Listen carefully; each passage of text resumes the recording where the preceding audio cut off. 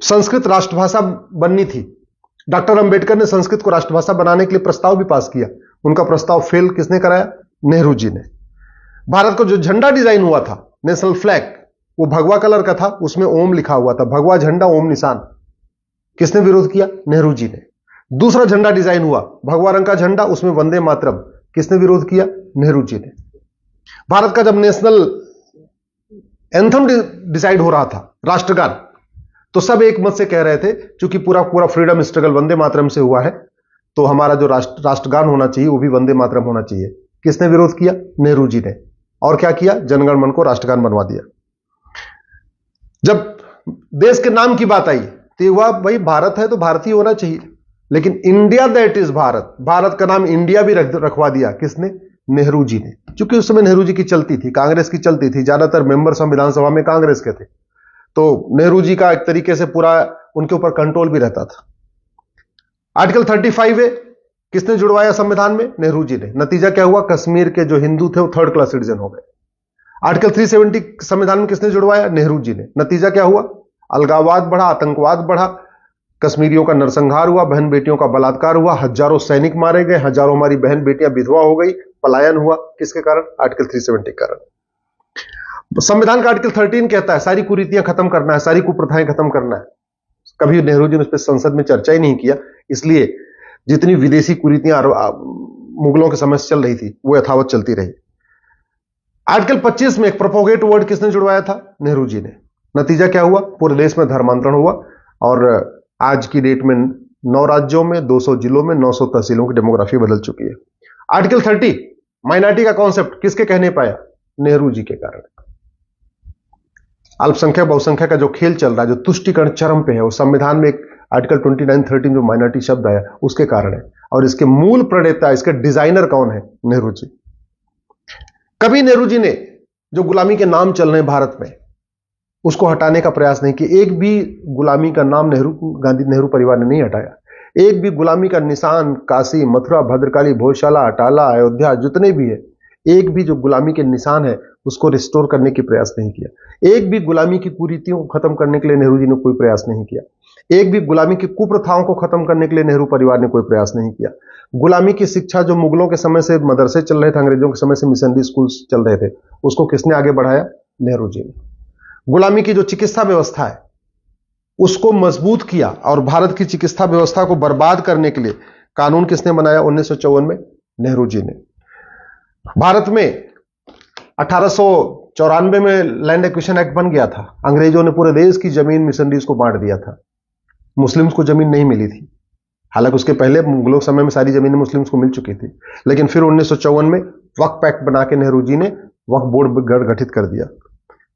भारत में गुलामी की पुलिस व्यवस्था बदलने के लिए कभी भी नेहरू परिवार ने प्रयास नहीं किया। गुलामी की कर व्यवस्था बदलने के लिए नेहरू परिवार ने कभी प्रयास नहीं किया। गुलामी की प्रशासनिक व्यवस्था बदलने के लिए कोई प्रयास नहीं किया। गुलामी की व्यापार व्यवस्था बदलने के लिए कोई प्रयास नहीं किया। गुलामी की नागरिक व्यवस्था बदलने के लिए कोई प्रयास नहीं किया। अंग्रेजों का जो कानून चल रहा था उसमें एक भी कानून खत्म करने के लिए कोई प्रयास नहीं किया। हां, यह किया कि चीन को, भारत की जो परमानेंट मेंबरशिप चीन को, भारत को मिल रही थी, उसको चीन को दे दिया। चीन को जमीन भी दान दे दिया, पाकिस्तान को भी जमीन दान में दे दिया, वर्मा को भी जमीन दान में दे दिया, लंका को भी जमीन दान में दे दिया। अपना नाम ऊपर करने के लिए जमीन दान करते रहे भारत की। 1975 में उनकी बेटी ने इमरजेंसी लगा दिया। 1976 में संविधान का जो बेसिक स्ट्रक्चर है वो बदल दिया। जो संविधान का प्रियम्बल है ना, उसको संविधान का बेसिक स्ट्रक्चर कहते हैं।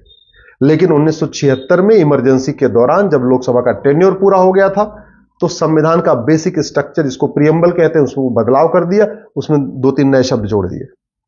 1984 में अलीगढ़ को माइनॉरिटी यूनिवर्सिटी का दर्जा दे दिया। ये पहली बार हुआ था कि भारत में किसी यूनिवर्सिटी को माइनॉरिटी डिक्लेयर किया गया था, और यह काम इंदिरा जी ने किया था। 1985 में राजीव गांधी ने सिटीजनशिप एक्ट में एक सेक्शन 6A जोड़ दिया। सिटीजनशिप एक्ट में सेक्शन 6A जोड़ा, और जोड़ के असम में लगभग 60 लाख बांग्लादेशियों को भारत की नागरिकता दे दी। याद रखिएगा, 1985 में, जब 1984 में जो चुनाव हुआ, उस समय राजीव गांधी जी को 404 सीट मिली थी, और अगले ही साल 1985 में सिटीजनशिप एक्ट में सेक्शन 6 से जोड़ दिया और असम में लगभग 60 लाख बांग्लादेशियों को नागरिकता प्रदान कर दिया। साबानो का फैसला आया, उसके अगले ही साल 1986 में अपने 404 सीट का उपयोग किया और सुप्रीम कोर्ट का फैसला पलट दिया। 1991 में कांग्रेस ने एक प्लेस ऑफ वर्शिप एक्ट बना दिया और हिंदू, जैन, बौद्ध, सिख के लिए कोर्ट जाने का रास्ता बंद कर दिया कि अब हम कोर्ट जाके अपने हमारे जो मठ मंदिर तोड़े गए थे, जो मुगलों के द्वारा तोड़े गए थे, उनको रिस्टोर न कर सके, उसके लिए 1991 में प्लेस ऑफ वर्शिप एक्ट बना दिया। हिंदुओं को आपस में बांटने के लिए, हिंदुओं को, हिंदू, जैन, बौद्ध, सिख को आपस में बांटने के लिए और मुस्लिम और क्रिश्चियंस को विशेष फायदा पहुंचाने के लिए 1992 में माइनॉरिटी कमीशन एक्ट बना दिया।